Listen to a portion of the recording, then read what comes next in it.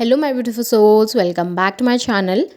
सो आज की रीडिंग में हम देखने वाले हैं कि आपके जो पार्टनर हैं वो नो कांटेक्ट में रह के अपने दोस्तों से आपके बारे में क्या बातें करते हैं, वो क्या शेयर करते हैं लोगों से आपके बारे में, क्या कहते हैं। रीडिंग जर्नल है, आप लोगों के साथ जितना रेजोनेट करती है आप उतना रखिए, जितना रेजोनेट नहीं करता है उससे जाने दीजिए। मेल एंड फीमेल सभी के लिए और सारी ही साइंस के लिए रीडिंग है। रीडिंग टाइमलेस है, तो जिस वक्त पे आपके सामने आती है उस वक्त पे आपके साथ रेजोनेट कर सकती है। तो चलिए स्टार्ट करते हैं। हाइलाइटेड साइंस बता दूं, ये साइंस आपके आपके पार्टनर के हो सकते हैं। आप लोग अर्थ साइन के हो सकते हैं, टॉरस, वर्गो, कैप्रिकॉर्न। आप लोग फायर साइन के हो सकते हैं, एरीज, लियो, सैजिटेरियस। वाटर साइन के हो सकते हैं, कैंसर, स्कॉर्पियो, पाइसेस। नंबर्स अगर देखूं तो नंबर 8 इंपॉर्टेंट हो सकता है, अगस्त मंथ इंपॉर्टेंट हो सकता है। नंबर 2 फैब मंथ इंपॉर्टेंट हो सकता है। नंबर 10 अक्टूबर मंथ इंपॉर्टेंट हो सकता है। नंबर 7 जुलाई मंथ आप लोगों के लिए इंपॉर्टेंट हो सकता है। और नंबर 4 अप्रैल मंथ भी इंपॉर्टेंट हो सकता है। सो ये सभी नंबर्स कहीं ना कहीं आपसे कनेक्ट करते होंगे। तो चलिए अब रीडिंग को स्टार्ट करते हैं, देखते हैं क्या बातें करते हैं वो अपने दोस्तों से आपके लिए। सो यहाँ पे मुझे दिखाई दे रहा है आपकी जो पर्सन है, ये जो पार्टनर है, वो अपने स्ट्रगल लोगों को बताते हैं कि कैसे इस रिलेशनशिप में कितने सारे एफर्ट्स उनकी तरफ से उन्होंने किए, कितना सब कुछ किया था उन्होंने आपके लिए, किस किस पॉइंट पे उन्होंने आपके लिए इतने सेक्रीफाइसेस किए, लेकिन आप उस समय पे उस पॉइंट पे उन चीज़ों को शायद समझ नहीं पाए। आप लोगों ने साथ में बहुत सारे ड्रीम्स देखे थे, बहुत सारे सपने देखे थे। आप लोगों ने एक दूसरे के साथ इस रिलेशनशिप में फ्यूचर देखा था, जहाँ पर आप दोनों एक दूसरे के साथ खुश रहना चाहते थे, हैप्पी रहना चाहते थे। और धीरे धीरे करके आपने इस रिलेशनशिप को बिल्ड किया था।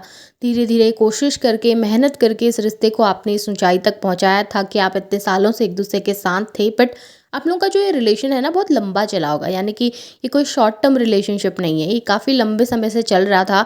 आप लोग एक दूसरे को काफ़ी लंबे समय से जानते थे, काफ़ी बेहतर तरीके से आप लोगों के रिलेशनशिप में वो लॉयल्टी थी, वो रिस्पेक्ट थी, आप लोग एक दूसरे से करते थे।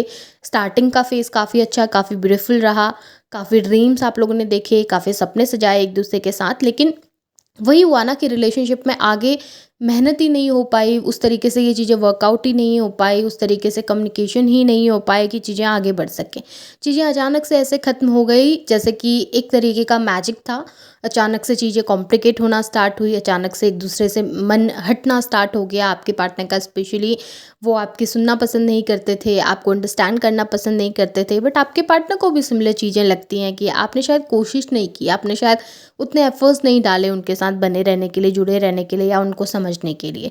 इस वजह से चीज़ें आप लोगों के बीच में ख़राब हुई हैं। बट वो होप करते हैं कि आगे चलकर फिर से चीज़ें वर्कआउट हो सकें आप लोगों के बीच में, विश करते हुए दिखे हैं। और कहीं ना कहीं आपको काफ़ी कंपेयर भी करते हैं लोगों से। यहाँ पे ऐसा दिखाई दे रहा है उनकी लाइफ में बहुत सारे लोग ज़रूर होंगे, और वो ये कहते भी हैं कि सिर्फ यही इंसान नहीं है जिसे मैंने डेट किया है, इसके अलावा भी मैंने काफ़ी लोगों को डेट किया है, या इनके अलावा भी मैं काफ़ी लोगों के साथ रहा हूँ या रही हूँ अपनी ज़िंदगी में। बट ये इंसान काफ़ी बेहतर थे, ये इंसान काफ़ी एक ऐसा इंसान है जो शायद मेरे लिए बहुत परफेक्ट था उस समय पे, मेरे लिए शायद इसके साथ रहना काफ़ी ईजी था। हाँ, हमारे बीच में चीज़ें ख़राब हुई, हमारे बीच में शायद अंडरस्टैंडिंग की कमी आ गई थी। हाँ, शायद हम एक-दूसरे से थोड़ा-सा रूट से गए थे, एक-दूसरे को समझ नहीं पा रहे थे, लेकिन उसके बावजूद भी मुझे पता है कि जितना प्यार शायद इसने मुझे किया है, उतना कोई दूसरा इंसान नहीं कर सकता, या उतनी रिस्पेक्ट मुझे कोई दूसरा इंसान नहीं दे सकता है, जितना इस इंसान ने दी है। इनिशियल फ़ेज़ में या लास्ट के टाइम पे शायद हमारे बीच में चीज़ें कॉम्प्लिकेट होना स्टार्ट हुई, शायद हमने एक-दूसरे को समझना स्टार्ट नहीं किया। बट हाँ, जो स्टार्टिंग के फ़ेज़ में जितना ब्यूटीफुल था ये रिलेशनशिप, अगर ऐसे ही बरकरार रहता तो हम इसे बहुत अच्छे तरीके से आगे बढ़ा सकते थे, अच्छे मकाम पे ले जा सकते थे। अभी जब मैं अपनी ज़िंदगी में बाकी लोगों को देखता हूँ या बाकी लोगों के साथ अपनी कंपैटिबिलिटी को देखता हूँ, तो मुझे पता चलता है कि मैं कितना ज़्यादा अपनी लाइफ में एडजस्ट कर रहा हूँ इस समय पे, जबकि उसके साथ मुझे इतना ज़रूरत नहीं पड़ती थी एडजस्ट करने की। हम लोग समझ पाते थे एक दूसरे को। हमने चीज़ें ख़राब की हैं, हम दोनों ने ही मिलकर चीज़ें ख़राब की हैं। हम दोनों की ही वजह से चीज़ें इतनी ज़्यादा कॉम्प्लिकेट हो गई, हम दोनों ही एक जगह पर ध्यान नहीं दे पाए, एक दूसरे पर ध्यान नहीं दे पाए। हमने सबके बारे में सोचा, बल एक दूसरे के बारे में नहीं सोचा। हमारे थॉट्स एक दूसरे से बहुत अलग हैं। ऐसा आपके पार्टनर कहते हैं अपने दोस्तों से कि मेरे और उसके थॉट बहुत अलग हैं। वो एक इमोशनल इंसान है जो हर चीज़ को काफ़ी इमोशनली देखते हैं, हर चीज़ में उन्होंने इमोशनली रिएक्ट करना होता है। जबकि मैंने अपनी लाइफ में हर चीज़ को प्रैक्टिकली देखा है। मैंने अपनी लाइफ में हर चीज़ को इस तरीके से देखा है कि ठीक है, ज़िंदगी जीनी है तो ज़िंदगी जीने के लिए आपको अपने लिए खड़ा होना पड़ेगा, अपने लिए स्टैंड लेना पड़ेगा। आपको पैसे की भी ज़रूरत है, आपको अपनी ज़िंदगी में काम की भी ज़रूरत है। सिर्फ़ प्यार से घर नहीं चलता, या प्यार से ही आप अपने फ्यूचर को नहीं देख सकते हैं। या आप हमेशा हर चीज़ में इमोशनल नहीं हो सकते। ठीक है, किसी की एनिवर्सरी है, किसी का बर्थडे है, ज़रूरी नहीं है कि हमेशा वो चीज़ें याद रहेंगी। बट वो एक ऐसे इंसान है जो इमोशनल है, वो एक ऐसी पर्सन है जो इमोशनल है, उसे हर चीज़ में इमोशन दिखते हैं। वो बहुत ज़्यादा ओवर एक्सप्रेसिव हो जाते हैं, उनको छोटी-छोटी चीज़ों का बुरा लगने लगता है और वो ओवर रिएक्ट करने लगती हैं उन चीज़ों को लेकर, और मुझे समझ में नहीं आता कि मैं उस सिचुएशन को कैसे अंडरस्टैंड करूँ, या कैसे उसको सँभालूँ, या कैसे समझाऊँ कि मेरे हिसाब से चीज़ें किस तरीके से हैं। शायद उसका और मेरा सोचने का तरीका इतना अलग है कि हम एक दूसरे को समझ नहीं पाए या अंडरस्टैंड नहीं कर पाए, एक दूसरे के तरीके को नहीं समझ पाए। मेरा एक्सप्रेस करने का तरीका थोड़ा डिफरेंट है, उसका एक्सप्रेस करने का तरीका थोड़ा डिफरेंस है। हमारे बीच में डिफरेंसेस बहुत हैं, दूरियां बहुत हैं, और शायद हमने खुलकर उन चीज़ों के बारे में बात नहीं करी।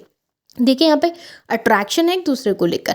उनको लगता है कि आप भी अट्रैक्टेड हैं, आप, और आपकी तरफ से भी प्यार है और उनकी तरफ से भी काफ़ी प्यार है आपको लेकर। लेकिन वही है कि आप दोनों ही अपने मन के अंदर कुछ बातों को छुपा कर रख रहे हैं, दबा के रख रहे हैं। कोई गलतफ़हमी ऐसी हो गई दोनों के बीच में, या किसी थर्ड पर्सन ने कुछ ऐसा गेम आप दोनों के बीच में खेल लिया कि उसने आप दोनों को दूर कर दिया, मिसअंडरस्टैंडिंग क्रिएट करके, प्रॉब्लम्स क्रिएट करके। ये आपके पार्टनर भी समझते हैं। उनको भी पता है कि किस तरीके से बाहर के लोगों की इन्वॉल्वमेंट जब होने लगती है तो चीज़ें कॉम्प्लिकेट होने लगती हैं, और शायद वो एक्सप्रेसिव नहीं है, अपने दिल की बात अपने तक रखते हैं, तो इस वजह से भी प्रॉब्लम बहुत ज़्यादा होती है। और आप ओवर शेयरिंग हैं, ओवर एक्सप्रेसिव हैं, आप सब कुछ कह देते हैं, बता देते हैं, जबकि आपके पार्टनर चीज़ों को अपने मन के अंदर बैठा के रखते हैं। उनको बहुत ज़्यादा इस तरीके से बोलना पसंद नहीं होगा या एक्सप्रेस करना पसंद नहीं होगा, जिस वजह से जो थर्ड पर्सन है वो फ़ायदा उठा लेता है। थर्ड पर्सन अपने तरीके से स्टोरी आपके सामने प्रेजेंट कर देता है और चीज़ें कॉम्प्लिकेट हो जाती हैं। वही पर्सन कह रहे हैं कि नेगेटिविटी बहुत है, नेगेटिव लोग बहुत है, इन्वॉल्वमेंट बहुत है, आपकी तरफ से भी शायद उनकी तरफ से भी। बहुत सारे लोग इन्वॉल्व हो जाते हैं जहाँ पर भी जिस रिलेशनशिप में आप शायद अपने दोस्तों के साथ काफ़ी शेयर करते हैं अपने प्रॉब्लम, अपनी दिक्कतों को, या अपने परिवार के लोगों के साथ शेयर करते होंगे कि हमारे रिलेशन में शिप में ये दिक्कतें आ रही हैं, ये परेशानी आ रही हैं। जबकि वो एक ऐसे इंसान है जिनको शायद चीज़ों को अपने तक रखना पसंद है, जिनको ऐसा लगता है कि बहुत सारे लोगों के इन्वॉल्वमेंट होने की वजह से चीज़ें और ख़राब हो रही हैं। शायद आपकी तरफ से भी लोग इन्वॉल्व हो गए, उनकी तरफ से भी लोग इन्वॉल्व हो गए, और प्रॉब्लम इतनी ज़्यादा बढ़ गई कि आप दोनों खुलकर एक दूसरे के सामने ज़ाहिर ही नहीं कर पाए कि आप दोनों एक दूसरे से कितना प्यार करते हैं। तो ये सब छोटी-छोटी जो परेशानियाँ, दिक्कतें उनको दिखती है ना रिलेशनशिप में, वो अपने दोस्तों से शेयर करते हैं। वो उनको बताते हैं कि यार, इसके साथ मुझे न्यू बिगिनिंग चाहिए। मैं चाहता हूँ या मैं चाहती हूँ कि हम दोनों का फ्यूचर अच्छा हो, हम कम्युनिकेट कर पाएँ, बात कर पाएँ, जो भी हमारे बीच में दिक्कतें आएँ, परेशानियाँ आएँ, उनको बैठकर हम सॉर्ट कर पाएँ। हमारे बीच में बहुत कुछ ऐसा है जो अनकहा सा रह गया है, जो कि कहना ज़रूरी है। उसने भी शायद मुझसे कुछ कहना है, मुझे भी शायद उससे कुछ कहना है। हम इस समय पे शायद एक-दूसरे को समझने के लिए तैयार नहीं है, क्योंकि गुस्सा बहुत ज़्यादा भरा पड़ा है हमारे अंदर। मेरे अंदर भी गुस्सा है उसको लेकर कुछ किन्हीं बातों का, उसके अंदर भी गुस्सा है मुझे लेकर किन्हीं बातों का। हम शायद एक उस मकाम पे नहीं अभी पहुंच पाए, या उस पॉइंट पे नहीं पहुंच पाए जहाँ पर हम खुलकर अपने गुस्से को ज़ाहिर कर पाएँ, या खुलकर वो बातें कह पाएँ। मुझे ऐसा लगता है इस पॉइंट में जाकर अगर मैं कुछ कहूँ, या आपके पार्टनर को ऐसा लगता है कि इस पॉइंट में आकर अगर वो आपसे कुछ कहेंगे, तो शायद चीज़ें बहुत ज़्यादा ख़राब हो जाएंगी। शायद वो भी गुस्से में आकर कुछ ऐसा कह देंगे कि आपको हर्ट हो जाएगा, या आप भी गुस्से में आकर कुछ ऐसा कह देंगे कि उनको हर्ट हो जाएगा। सो वो एक सही समय का वेट कर रहे हैं जहाँ पर आकर आपको अप्रोच कर सके, जहाँ पर आकर आपसे कह सकें कि चलो चीज़ें फिर से वर्कआउट करते हैं, सही करते हैं, कोशिश करते हैं। उनको भी अच्छा नहीं लग रहा जो चीज़ें आप लोगों के बीच में चल रही हैं, जो लड़ाई झगड़े, जो प्रॉब्लम आप लोगों के बीच में चल रही है, उससे वो भी परेशान हो रहे हैं। और वही अपने दोस्तों को कैसे कहते हैं कि मैं फेडअप हो चुका हूँ, मैं परेशान हो चुका हूँ इन सब चीज़ों से। जिस तरीके से चीज़ें हो रही हैं, या तो पूरी तरीके से ख़त्म हो जाए, या फिर ये रोज़-रोज़ की चिक-चिक मुझसे बर्दाश्त नहीं होती। ये रोज़-रोज़ की लड़ाई झगड़े मुझसे बर्दाश्त नहीं हो रहे। इससे अच्छा मैं हर चीज़ को क्विट करके, हर चीज़ को ख़त्म करके अपनी ज़िंदगी में फ़ोकस कर लूँ, अपनी ज़िंदगी में आगे बढ़ जाऊँ, क्योंकि ये सब परेशानियाँ ना मुझसे नहीं झेली जा रही हैं, ये सब परेशानियाँ मुझसे नहीं देखी जा रही हैं।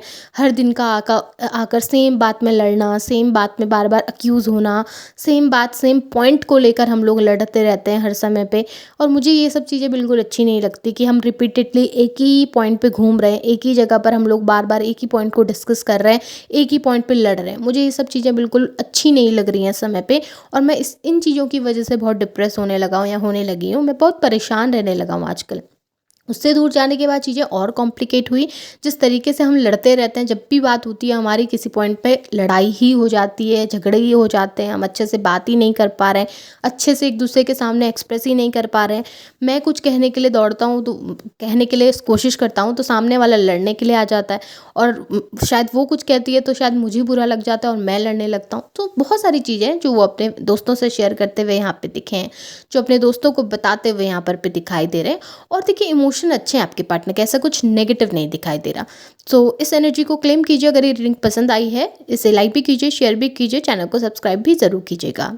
Thank you.